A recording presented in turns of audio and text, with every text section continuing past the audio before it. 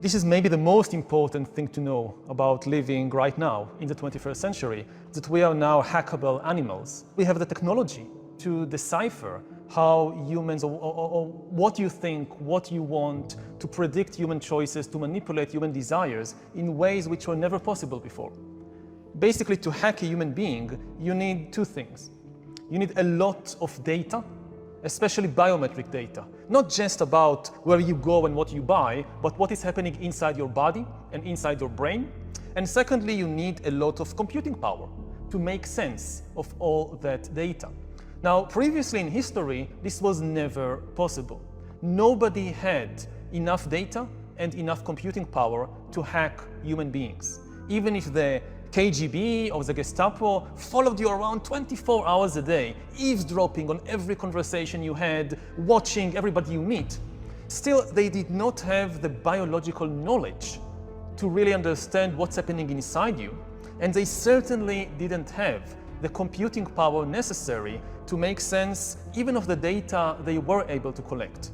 So the KGB could not really understand you, could not really predict all your choices or manipulate all your desires and so forth. But now it's changing. What the KGB couldn't do, corporations and governments today are beginning to be able to do. And this is because of the merger of the revolution in biotech. We are getting better in understanding what's happening inside us, in the body, in the brain. And at the same time, the revolution in infotech, which gives us the computing power necessary. When you put the two together, when infotech merges with biotech, what you get is the ability to create algorithms that understand me better than I understand myself. And then these algorithms can not just predict my choices, but also manipulate my desires and basically sell me anything, whether it's a product or a politician. You can search the web with real and organic search results and do it without anyone tracking your activity or data. We ourselves use Atlas VPN to protect our data online. Atlas VPN is more than just any other VPN.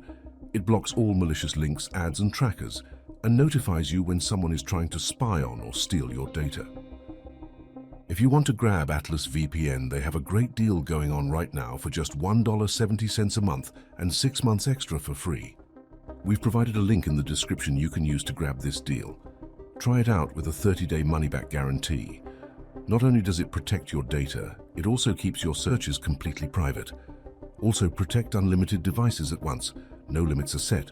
One subscription only for the best price. That's why we use Atlas.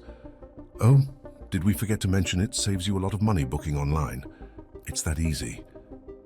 Grab Atlas VPN using the link in the description and secure your data today. One of the things many people don't realize about the AI revolution and the automation revolution, they imagine it as some kind of one-time event. We have the big AI revolution in 2025. You have all these truck drivers and taxi drivers and doctors and whatever losing their jobs. You have a few difficult years of adjustment, and then eventually you have the new, brave new world of AI with a new equilibrium. And this is an extremely unlikely scenario, because we are nowhere near the maximum potential of AI. The speed in which it develops is only likely to accelerate. So what we are really going to face is a cascade of ever bigger revolutions in the job market and in many other areas of life, relationships, politics, and so forth. So you have a big disruption in 2025, you have an even bigger disruption in 2035, an even bigger one in 2045, and so forth. And if you look, say, at the job market, so okay, you were a truck driver and they no longer need you, but there is new demand for yoga teachers, so you somehow reinvent yourself at age 40. I'm no longer a truck driver, now I'm a yoga teacher. It's very difficult, you somehow do it. 10 years later, no need of yoga teachers, thank you very much. We now have these amazing applications connected with biometric sensors to your body. They know exactly what you're doing with every tiny muscle. As you do this posture or that posture, no human yoga teacher can compete with that. You're out of job. You have to reinvent yourself again as a designer of virtual world games. And you do it somehow. But 10 years later, you have to do it again, because this too has now been automated. And even if you get support from the government and there is all these education for adults, system. The really big question is, again, it's psychological.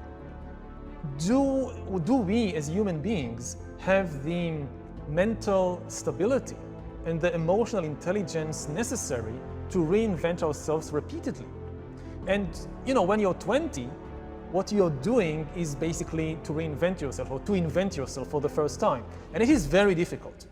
When you're 30, it's even more difficult, but you somehow do it. But when you get to be 40, 50, 60, it becomes more and more difficult. You have more to let go of. I've invested so much in building this career, this personality, these skills. To give it all up and start again from anew, it's so difficult. So I don't know whether we can do it.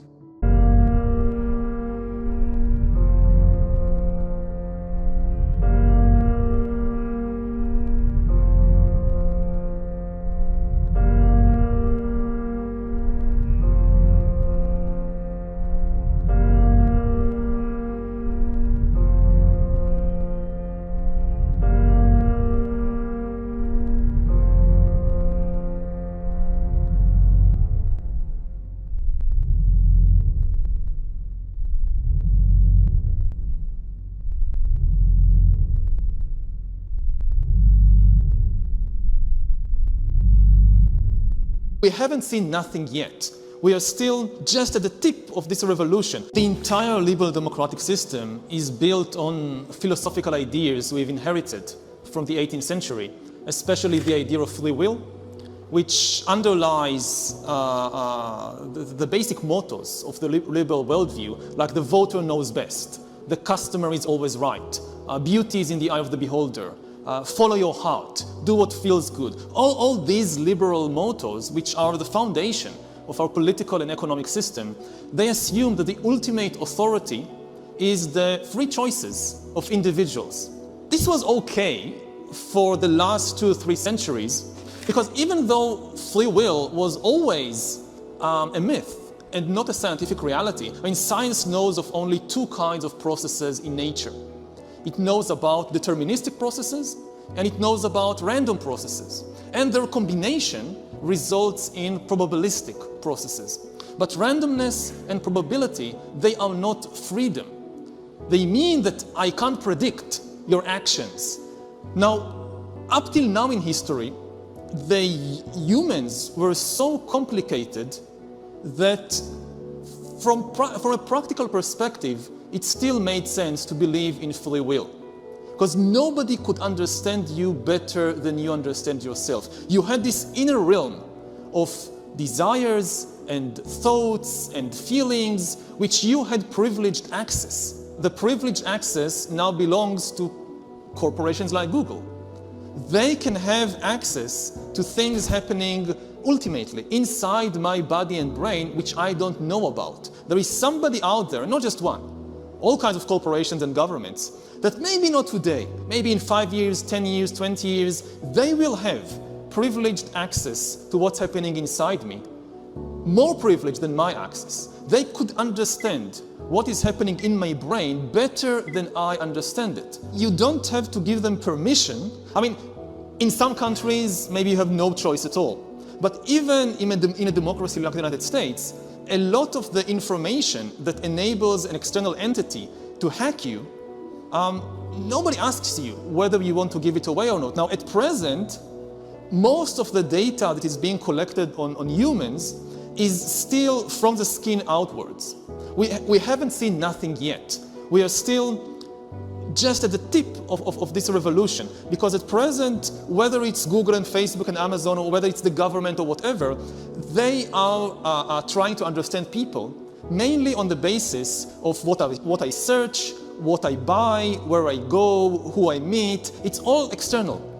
The really big revolution, which is coming very quickly, will be when the AI revolution and machine learning and all that, the infotech revolution, meets and merges with the biotech revolution and goes under the skin. The microchip actually in his hand. The tiny implant is the latest advance in a biohacking technology. It serves as his keys, his ID, and his wallet. When biometric sensors or even external devices, now we are developing the ability, for example, to know the blood pressure of individuals just by looking at them. You don't need to put a sensor on a person.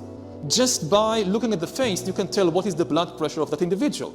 And by analyzing tiny movements in the eyes, in the mouth, you can tell all kinds of things from the current mood of the person. Are you angry? Are you bored? To things like sexual orientation. Biometric systems can recognize a person's specific physical attributes, their fingerprints, facial features, iris, or retina. The technology is already used around the world. So we are talking about a world in which humans are no longer a black box.